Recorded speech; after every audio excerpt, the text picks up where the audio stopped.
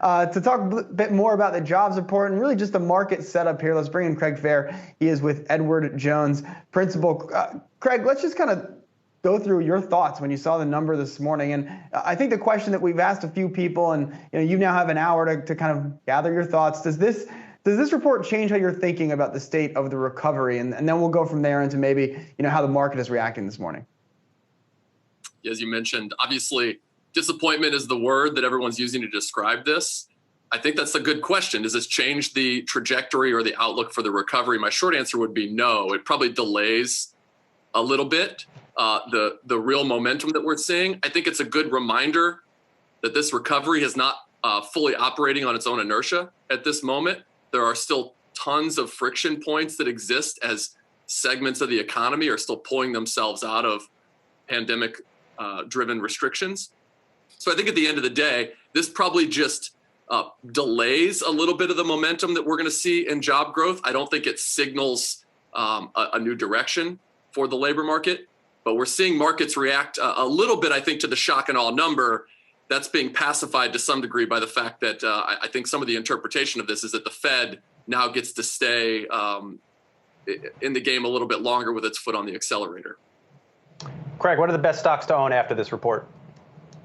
I think you're seeing the reaction in tech simply because if you pair that with the move in the 10-year rate, which dropped sharply in reaction to this, that again goes back to the Fed. Sometimes it's hard not to make everything in the market about the Fed, but on a day like today, you're seeing that pullback in the 10-year rate. You're seeing the pullback in the U.S. dollar. And I think that's translating into some of those as we would call them, longer duration assets or investments. Technology fits squarely into that space. So we're seeing tech under a little bit of a rebound. We've seen this rotation from growth, which has outperformed for years now, into value under the premise that rates are moving higher. The cyclical rebound is underway.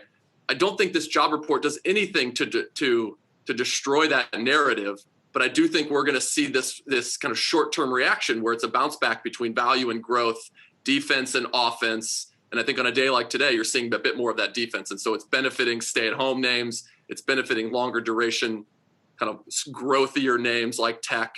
And I suspect we will see that bounce back and forth as we continue to progress. Craig, I would venture to say not only does it not destroy that narrative, it actually doesn't change anything. In other words, it seems as though the reaction to this is sort of to disregard it almost in a way. It is such an anomaly. And it seems as though, the economists we've spoken with thus far have said, well, the jobs are coming back. This month was just something went back, right? And that now the million job growth, and there's the opening bell. We should mention got a Chinese IPO, bringing in this water drop. Craig, so what do you make of that line of thinking? Just sort of like ignore this number and as you were, do whatever you were doing before strategy-wise. Yeah, if you're looking at the broader outlook here and saying, does this number tell us that the recovery either isn't going to ultimately manifest or that it's going to proceed at a much lower gear than we were previously anticipating? I do think it's premature to make that call. And in fact, I don't think that's the conclusion from this at all. Just as you noted, it doesn't square with some of the other data. So just go back to yesterday, we got the initial jobless claims report, which for the first time since the pandemic began, dropped below 500,000. Keep in mind, that is still a really, really high number, but the trend is improving dramatically. And I think that's exactly what today's payroll report fits into, which is a much lower number in terms of job growth, a higher number in terms of the unemployment rate. But the trend is still very clearly one of improvement over time. If we look back to that Q1 GDP report that we got a little over a week ago, it showed 6.4% growth in the first quarter. That number could have been higher. And in fact, it was a little bit disappointing. It came in shy of expectations because what we found was all of the stimulus checks that went out in March didn't get spent in March. And so there's going to be some spillover into the second quarter and frankly, beyond into this year. I think that's another way to interpret this jobs number is those jobs are going to come back. We are still close to 6% below total employment from where we started the pandemic. So there's a lot of recovery still to come. I think that recovery ultimately takes shape. It's just probably going to get backloaded now, perhaps further into 2021, which from a market perspective gives us some dry powder, a carrot for the market to continue to have some optimism over. Now, Craig, I know you're going to be getting a lot of questions on the jobs report from clients, so this was a nice warm-up on that. Something else I'm sure you're getting asked about is what's happening in crypto and some of the more, let's call them the fun areas of the market that have really been the stars of the show for the last year or so. How are you thinking about that part of the market today? We just talked about the Fed calling it out in its financial stability report. I mean, how do you think about that in terms of animal spirits? I guess I should ask it that way. And are you guys thinking about dipping your toes into it? What do you say when someone comes to you and says, why am I not in Doge? Yeah, the question of the day. I like your definition of fun.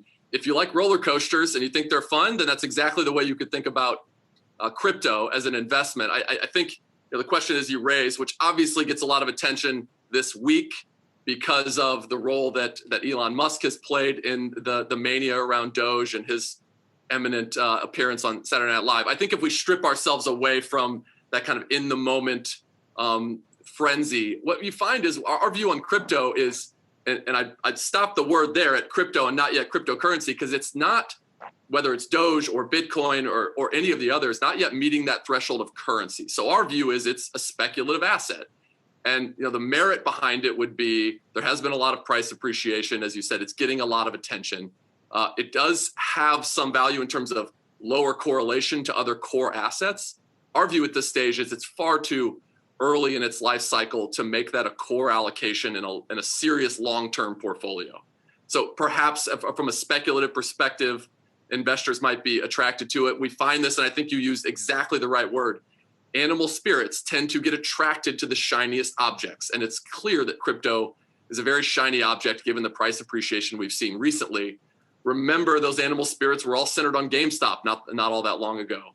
And so from our perspective, obviously, it's going to continue to get attention. We're doing a lot of work on it from the perspective of, does it have the ability to develop into a core currency, something that's a medium of exchange that would have more of a supply and demand curve that could give it some intrinsic value? I think it's way too early to make that call at this stage. And so from our perspective, too early to put it in portfolios as a core allocation. Still has to be thought of very much as a speculative asset. And I think probably a focus or an area where those animal spirits and euphoria are being concentrated at the moment, that can be a fickle game because that focus and that attention can shift very quickly.